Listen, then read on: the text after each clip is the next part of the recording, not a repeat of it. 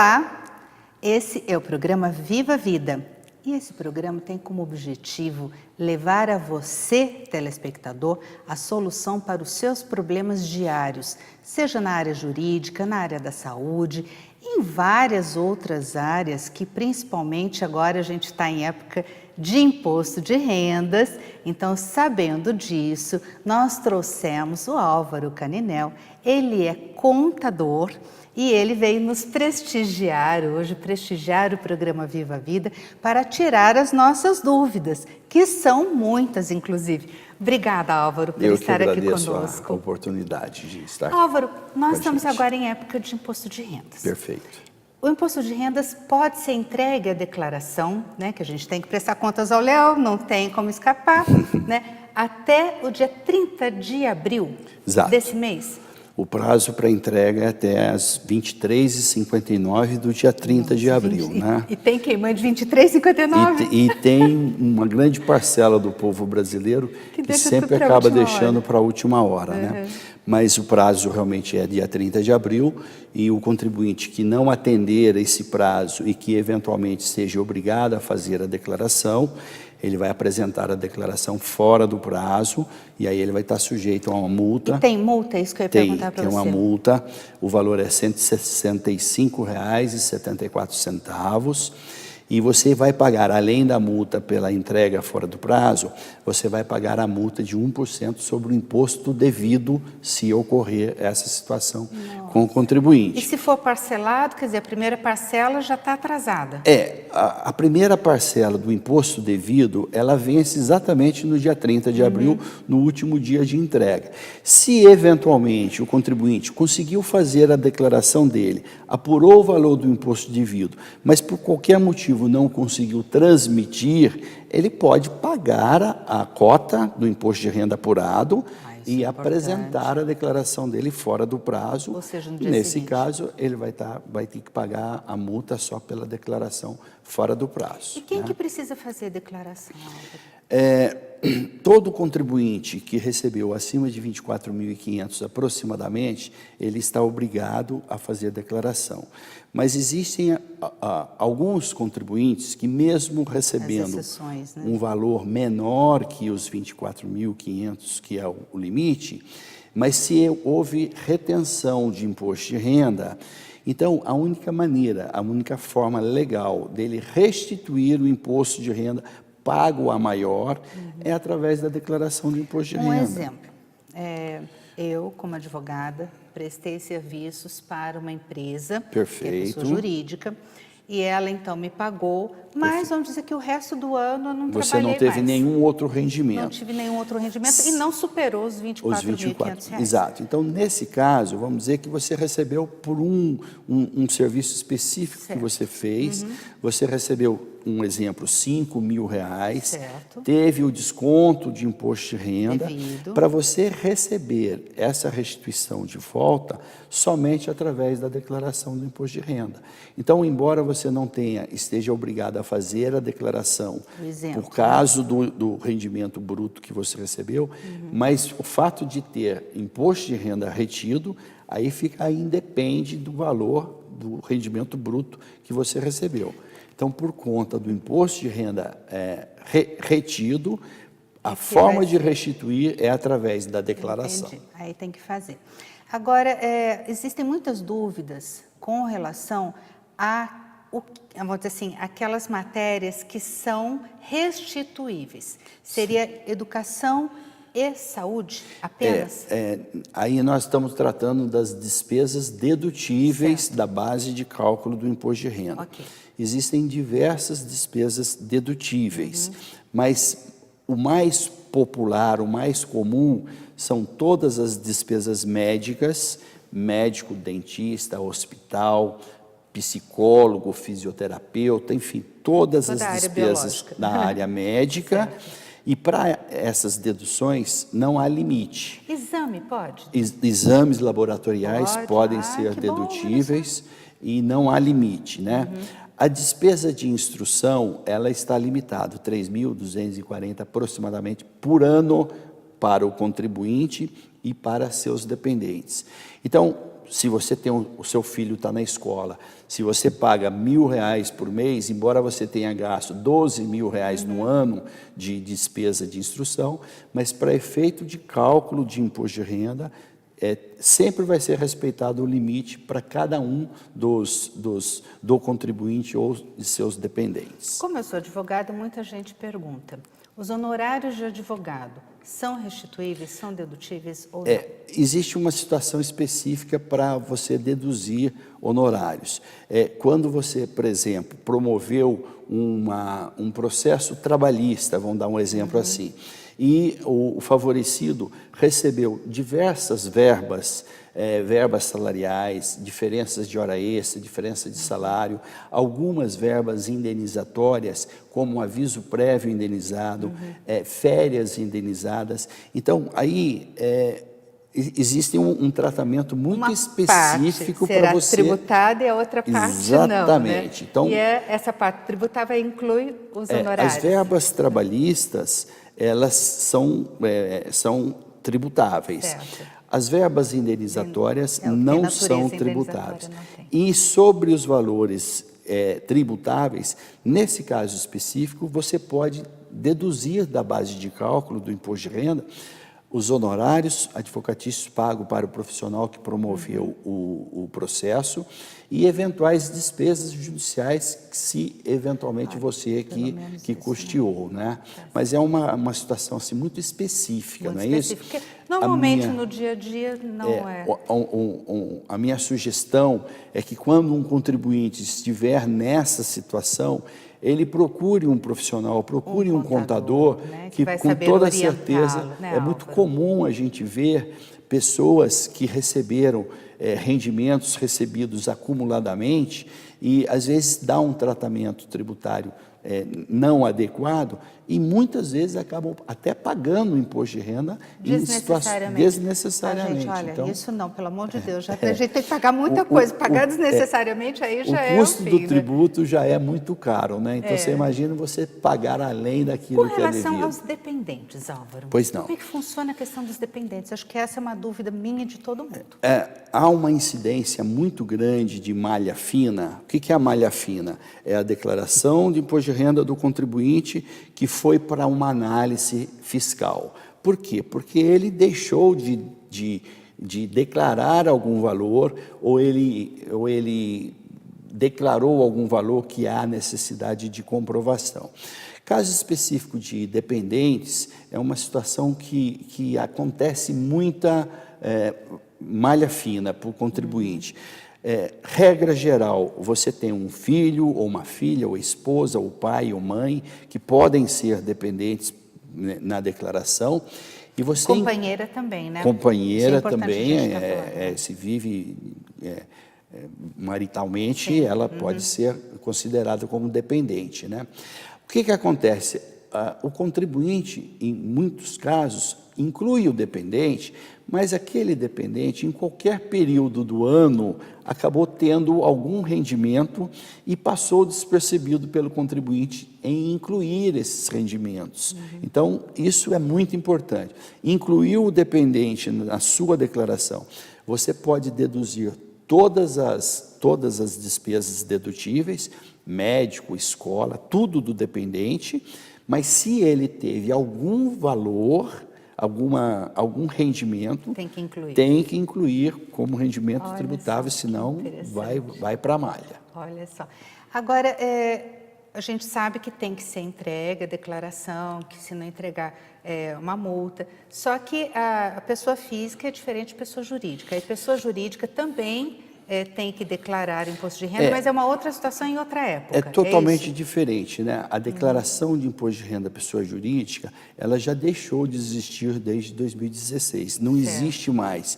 Mas em substituição à declaração da pessoa jurídica, a Receita Federal criou inúmeras outras obrigações acessórias muito mais complexas que substitui a declaração jurídica, tá certo? Então, a declaração jurídica não é uma preocupação nossa no momento. Conselho para a gente terminar a nossa matéria. Pois não. O que você pode aconselhar para quem está nos vendo, né? Que o nosso telespectador, o nosso internauta, Sim. sobre imposto de rendas, quais os cuidados, assim, de forma objetiva. Ok. Nós não podemos esquecer que o sistema de cruzamento de dados da Receita Federal, ele é extremamente, muito bem desenvolvido. Isso sim, então, né? eu sempre falo, né? De primeiro mundo, né, Álvaro? De primeiro mundo, é serviço de primeiro mundo. Eu sempre falo que a Receita Federal, ela sabe muito mais da nossa vida financeira do que às vezes a gente mesmo sabe, né? Então, quais são os cuidados que você precisa ter, né? Incluir todos os rendimentos tributáveis. Se você recebe um aluguel, não deixe de incluir o valor do rendimento do aluguel, que também é um motivo de muita malha fina, né? Contribuinte omite rendimentos de aluguéis. A questão dos assalariados, né? Exigir da fonte pagadora o informe de rendimento, tomar o cuidado para que os valores contidos no informe de rendimento sejam exatamente aqueles que vocês estão declarando. Enfim, existe uma série de procedimentos que, se você tomar o cuidado ao elaborar a sua declaração, você não vai ter problema com a Receita. Procurar um contador em caso de Em qualquer alguns casos dúvida, específicos, como a matéria ela é muito complexa, a gente está sempre sugerindo, procure um profissional, procure um contador, porque ele sempre vai ter muito mais conhecimento técnico para desenvolver e para elaborar a sua declaração e você poder dormir tranquilo com o leão. Ficar tranquilo. Perfeito. Álvaro, muito obrigada pela sua presença aqui no programa Viva a Vida. Eu agradeço. Gostaria que retornassem outras Estou oportunidades. sempre à disposição. Para nós tirarmos aí outras dúvidas, não só sobre imposto de renda, Perfeito. mas também sobre atividade empresarial, por exemplo. Perfeito. Tá bom? Estou sempre à disposição. Muito obrigada, viu? Eu que agradeço a No todos. próximo bloco, não sai daí, nós vamos conversar com o Frederico Leal, vamos falar sobre liderança. O que é que a sua empresa está precisando em termos de liderança e produtividade? Até já.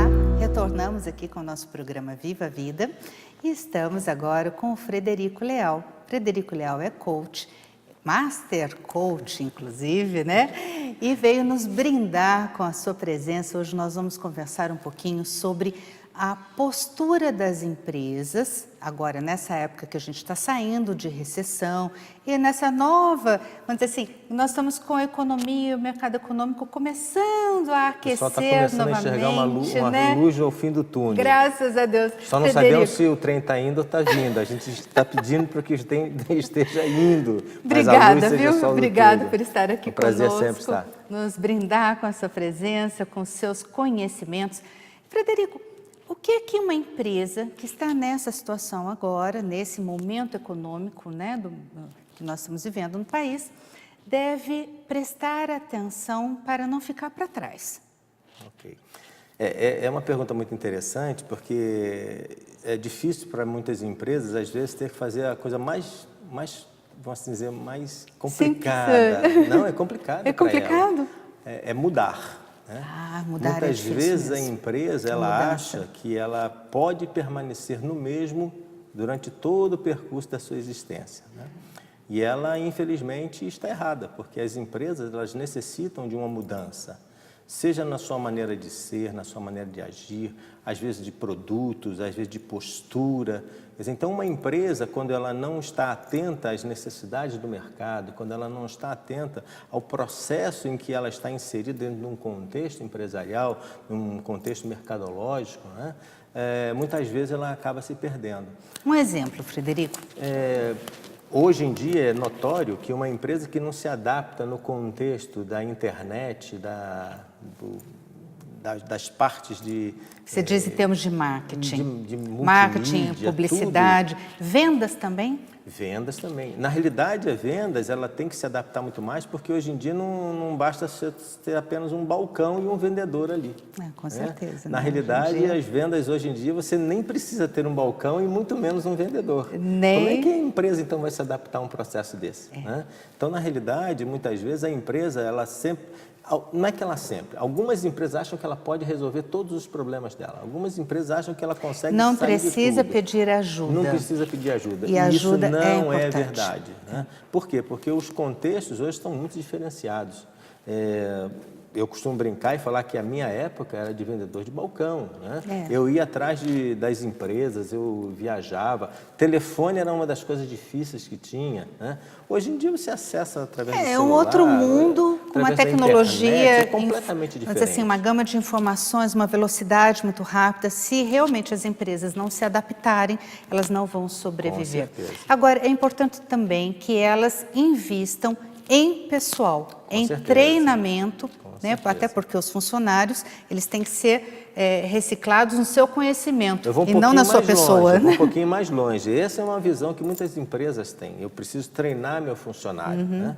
Ok, o principal funcionário muitas vezes da empresa precisa ser treinado é o seu diretor, é o seu dono, mas o seu aí ele tem que proprietário. começar a dar exemplo, né? Tá? Essa que é a questão. É o mais difícil? É o mais difícil. Porque ele acredita que como ele tocou o negócio dele, como ele criou, como ele geriu, como ele tem, ele não precisa. Né? E isso não é uma verdade em conteste. Né? Na realidade, muitos donos de empresa, muitos donos de negócio, ele não se adapta aos novos processos. Não tem nada de errado desde que ele tenha pessoas competentes para fazer esse processo. Só que ele tem que se adequar a uma nova situação também de atitude e postura dele diante do mercado. Por exemplo, trazendo para o mundo relacionamento com seus concreto. funcionários, relacionamento com seus clientes, relacionamento com seus fornecedores. Se o dono do negócio não entender que as coisas mudaram e ele precisa se adequar a uma nova demanda, ele realmente vai ter muito problema, porque ele vai continuar tratando os seus fornecedores, funcionários e clientes da mesma maneira que ele tratava 40 anos atrás. E também em termos de liderança, as coisas mudaram? Liderança e equipe? Liderança sempre foi a chave. Né? Por quê? Porque eu traduzo liderança como um ponto muito forte. Né? Liderança, muita gente tem erradamente a mania de dizer que é a forma como o líder entende e consegue fazer com que o seu liderado produza mais, atenda mais às necessidades suas e da empresa. Né? Eu não concordo com esse ponto de vista. Né? Eu acho que o líder, né, que é líder, ele está muito mais focado, ele precisa ficar muito mais focado nas necessidades de atender aos seus liderados. Quais são as necessidades que os seus liderados têm para que elas, sendo atendidas, eles possam atender as demandas do líder e da empresa. Ou seja, tem que ser um caminho de duas mãos, não pode ser mais um caminho de mão única. Então, o líder também aprende com o liderado? O líder, ele necessariamente tem que entender que ele não domina tudo. Ele está ali para fazer uma gestão. Isso não quer dizer que ele antigamente uma série na TV chamada Papai Sabe Tudo. Né? Ele não é um papai sabe tudo. O líder ele precisa conhecer muito bem de todas as estruturas que o cercam para fazer uma boa gestão. Agora ele se cercar também de pessoas competentes. Isso que eu ia falar, é a delegação de tarefas. Mas mais importante do que ele se cercar dessas pessoas com competência, ele precisa saber se relacionar bem com elas. Agora, o autogerenciamento, ele é muito importante para que as pessoas possam trabalhar com excelência, inclusive. Esse é um ponto onde as pessoas acreditam que não precisam. Tá? Tem pessoas que são facilmente gerenciáveis e tem pessoas que não são. Quando eu falo assim, facilmente gerenciável, não entenda que são pessoas fáceis de serem manuseadas, não é isso. Uma pessoa que não é manipulável. Não é manipulável. É diferente. Uma pessoa de fácil gerenciamento é porque ela tem um autogerenciamento muito elevado. Ela entende as necessidades de mercado, ela entende as necessidades da liderança, ela consegue entender a necessidade da empresa, ela consegue entender a necessidade do seu líder, né, e da sua equipe. Consequentemente, quando ela consegue entender isso, é porque ela tem uma competência a mais do que os outros. Ou seja, ela é uma pessoa autogerenciável. Ela se gerencia tão bem que ela consegue fazer a gestão de todas essas áreas e se desenvolver melhor dentro da empresa. Quando a pessoa não tem essa competência, fica difícil para ela conseguir se adaptar a determinados processos específicos em nichos de mercado, em contatos com pessoas, fornecedores, clientes e até mesmo relacionamento com seus superiores. E aí a gente diz que é uma pessoa que não é gerenciável. Frederico, é possível uma pessoa ser líder na área de produção, de marketing, financeiro, pessoal. Um pouquinho difícil. Eu estou querendo chegar nesse ponto, porque a maioria das pessoas, quando a gente pensa em chefe, né, eu acho que é diferente de líder, que a gente faz um pouco de diferença. Na questão de atitude. Na questão tá? de Não atitude, no nome né? do cargo, né? Mas ele acaba sendo controlador. Sim. Né? E essa situação de ser controlador, eu acho que acaba minando um pouco os resultados positivos da empresa. Tudo isso é uma característica pessoal do líder. Eu vou chamar líder, tá? Mas ele vai poder ser um chefe. Ele aprende, né? Ele pode ser um chefe ou pode ser um líder, né? Sim. Então nós temos algumas características pessoal que a pessoa tem, né? Que vai levar ela dar preferência a um estilo de gestão. Tá? E esse estilo de gestão passa por um estilo de liderança. Tá? Pode ser que a pessoa tenha uma insegurança muito grande, por ele estar inseguro, ele utiliza a força para garantir o seu processo. Pode ser uma pessoa, pelo contrário, tem uma segurança tão grande no que faz, que ele vai normalmente ser democrático ou liberal. E vai ser respeitado muitas da vezes. Da mesma forma, e às vezes até mais do que o outro. O líder autocrático, a gente tem que entender que existem 3 tipos de liderança: autocrática, democrática e liberal. Né? Se você consegue transitar por essas 3, você consegue o que a gente chama de uma liderança situacional. Ou seja, você se adequa então, à necessidade da empresa e da sua equipe. E da equipe daquele momento onde que a empresa está passando. Agora, um líder liberal já tem uma equipe que trabalha com excelência. Não vamos confundir líder liberal, desculpa da expressão que eu costumo chamar, líder banana, não é isso. Todo mundo faz o que quer com ele, não é isso. Líder liberal é aquele que consegue conhecer a sua equipe em todos os contextos onde ela pode operar, todos os seus liderados, a sua demanda. Ele está exatamente assenhorado e muito bem alicerçado das demandas individuais e da equipe e da empresa. Quando ele consegue atingir todo esse patamar dessas 3 uniões... Ou seja, ele forma essa equipe e eles confiam no taco um do outro, né?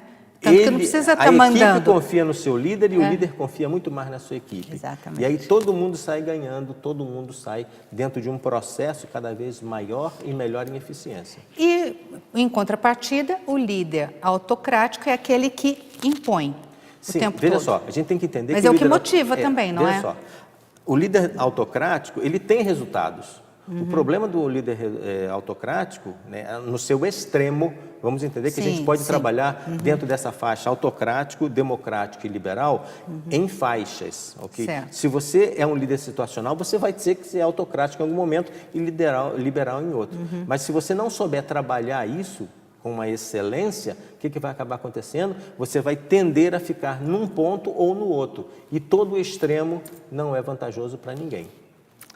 Olha só quanta coisa que a gente aprendeu. Frederico, nós precisamos conversar sobre líderes homens e líderes mulheres. Muito legal. Eu acho que esse tema é muito interessante, não só para quem trabalha como líder, né, ou tem pretensão na sua carreira de se tornar um líder, mas também para aquele que contrata, para saber exatamente o que precisa naquele momento para aquela determinada situação. Temos que entender que ambos são imprescindíveis. Ah, isso é muito bom. Frederico, muito obrigada. Eu que agradeço a oportunidade mais uma vez. Estar vez. Aqui nos prestigiando o programa Viva a Vida. Conto com a sua presença em outras oportunidades. Será um prazer sempre. Tá certo. Uma boa tarde. Gente, nós retornamos daqui a pouquinho. Nós vamos falar agora sobre dicas jurídicas no próximo bloco e vamos responder, inclusive, algumas dúvidas dos internautas. Não saia daí, já voltamos.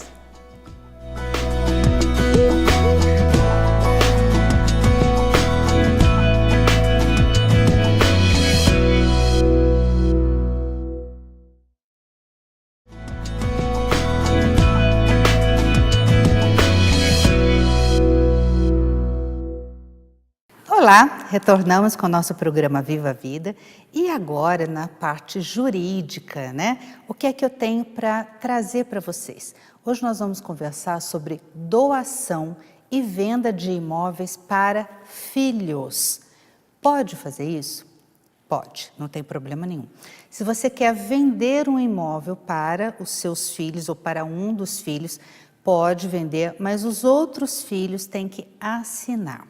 Agora, se você quer doar um imóvel para um dos filhos, É possível desde que você reserve a meação de todos os seus bens para os herdeiros necessários, porque a lei brasileira exige que a meação dos bens seja reservada para os herdeiros. Se não houver herdeiros, tudo bem, não tem problema nenhum. Até as pessoas perguntam, né?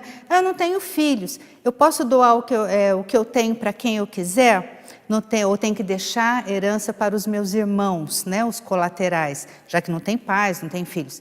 Não, pode doar para quem quiser. Irmão não é herdeiro necessário, tá bom? Mas se houver herdeiro necessário, sejam ascendentes ou descendentes, aí é necessário que 50% seja reservado. Aí as pessoas acabam tendo dúvidas, né? E como é que faz?